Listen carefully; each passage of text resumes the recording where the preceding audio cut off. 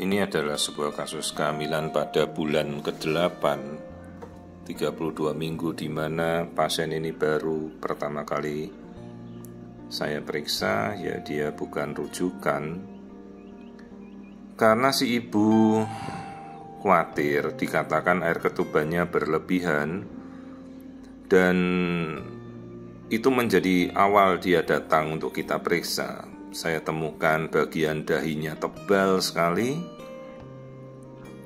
jadi kulit dahinya tuh menonjol. Kalau di Jawa bilangnya nonong, ya, dahinya jendol begitu. Tapi jendol karena kulitnya bengkak. Ini bagian leher yang saya amati, bagian wajah seolah-olah ini bukan wajah normal. Ini ada wajah yang tidak terlihat seperti janin umumnya, ya. Itu bagian telinga. Perhatikan tangannya mencapit, mencakar seperti itu namanya clenched fist. Jadi seperti tangan yang mencakar. Jadi ini sebenarnya ada apa kok? Dari awalnya hanya air ketuban berlebihan, pasien tidak dirujuk, dikatakan normal, terus datang pertama kali ingat feeling seorang ibu itu tajam, ya. Jadi kadang dia khawatir, dan kekhawatiran itu ya kita buktikan. Jadi bukan masalah overthinking atau tidak, ya. Kita berpikiran benar, ya. Dan saya selalu biasa menjelaskan dengan bahasa Indonesia saja, pakailah pemikiran yang positif gitu aja, ya. Jadi perhatikan wajahnya ini, dagunya melekuk ke dalam, itu namanya mikrognatia, jadi mulutnya kecil. Jadi secara anatomi dari bentuk wajah aja kita sudah melihat ini suatu kelainan. Ya, jadi ketubannya berlebihan. Ketuban berlebihan kalau ditanya kenapa, biasanya kan ada proses saluran cerna yang terganggu. Jadi mulut menelan masuk ke esofagus. Saya lebih baik pakai bahasa kedokteran saja. Kadang antara tenggorokan, kerongkongan saya aja tertukar kalau pakai bahasa Indonesia. Kalau pakai bahasa kedokteran, yang menelan itu salurannya esofagus, kalau bernapas itu trakea, ya. Nah, ini bagian tangannya, clenched fist, dua jari tangannya kiri kanan semuanya seperti tangan mencakar. Nah, seperti itu, ya. Clenched fist itu jadi ada pengaruh dari masalah di sistem neurologis di otak. Ini baru awal yang saya temukan. Jadi bagian dahinya menonjol, terus tangan-tangannya semuanya mencakar. Polihidramnios berarti ada saluran bermasalah di saluran cerna. Kemudian yang saya lihat ini bentuk kepalanya kok bulat bundar begini, bukan lonjong oval, ya. Itu sudah mengarah lagi pada kecurigaan kelainan bawaan yang lain. Ya, terus saya ukur diameter kepalanya dan kita buktikan ini sebenarnya minggunya berapa. Ternyata ada bagian otaknya kok menciut, namanya hipoplasi. Jadi bagian otak kecil namanya cerebellum itu kok tidak bertumbuh normal. Ya, namanya hipoplasi cerebellum. Ini semakin memperkuat diagnosa menuju suatu kelainan kromosom, yaitu trisomi 18. Ingat, kita punya 23 pasang kromosom, ya, 22 pasang kelamin kromosom, dan kita punya satu pasang seks kromosom, laki atau perempuan. Jadi ini ada suatu masalah pada kromosom nomor 18, kecurigaannya yaitu Edwards syndrome atau trisomi 18.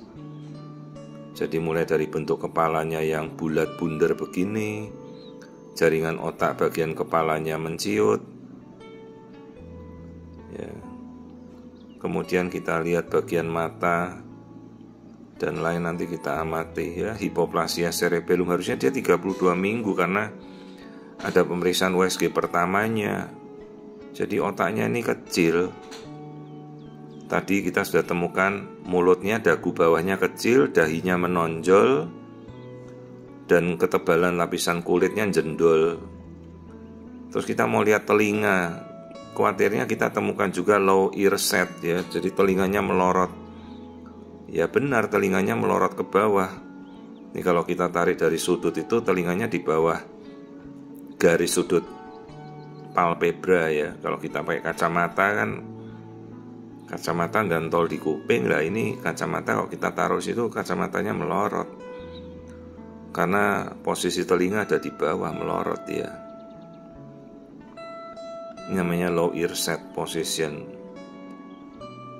Jadi bertambah lagi karakteristik kasus-kasusnya menuju ke arah trisomi 18. Nah ini lambungnya terisi, tapi kalau ada isinya kemungkinan berarti proses menelan bisa, tapi parsial ya, tidak seluruhnya masuk. Mungkin ada hambatan di saluran cerna. Atau jangan-jangan anusnya tidak ada, bayinya tidak punya anus juga bisa. Itu karakteristik lain dari trisomi 18. Nah ini punggungnya, punggung kita amati, bagian punggungnya normal, tulang vertebra ya. Saya belum melihat jantung ada apa, ndak di jantung bermasalah ndak, nanti kita cek. Ini videonya memang saya cepatkan karena pemeriksaannya sampai sekitar 30 menit lebih ini. Jadi saya percepat dan saya ambil bagian-bagian yang memang memperlihatkan kelainan benar. Di bagian kakinya. Ya itu bagian telapak kaki. Kalau sepintas bagian kakinya normal, tapi ada juga kelainan namanya rocker bottom. Jadi bagian tumitnya tuh menonjol, cuma agak sulit kita mau temukan. Nah ini yang kita temukan lagi, ternyata ada kista di tali pusatnya. Tali pusatnya sampai bendol begitu. Kista tali pusat juga menjadi marker suatu kelainan genetik yang mengarah ke trisomi 18. Ya ini sudah berapa marker kelainan yang kita temukan dari awal tadi kita meriksa. Namanya umbilical cord cyst. Nah ini sudah bertambah lagi kelainan, tanda-tanda yang kita temukan. 3 cm ini tali pusatnya ada kista. Ya jadi ketubannya kelihatan berlebihan sekali. Nah ini aliran darah tali pusat masih terlihat normal.